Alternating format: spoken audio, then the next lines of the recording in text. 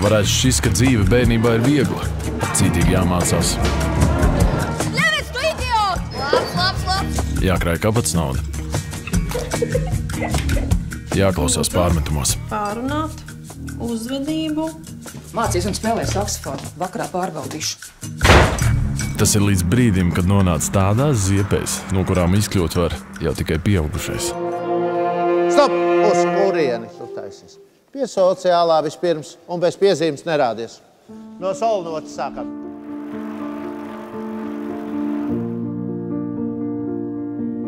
Klausies, es būšu vēl. Man šovakar ir dežūra. Es taču tev varu atstāt vienu, vai ne? Mierīgi. Pēter! Ew, pečka!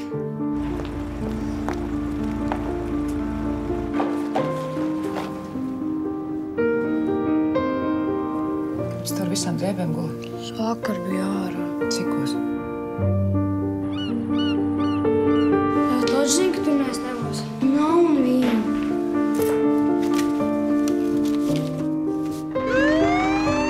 Es nevaru katru dienu atnākt mājās, pieķert tev klēņojumu vai vēl nezinu, ko tu skaties uz mani, kad es ar tevi runāju.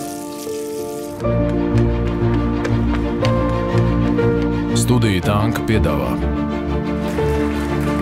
bērnības sirdsēsti un prieki, Klausies, mums vienam otru jātelpa, dzirdi? draudzību un nodevību, dēkas un pārpratumi. Kas tev notiek, mazais ķēps? Jaunajā spēlfilmā Mamma, es tevi mīlu.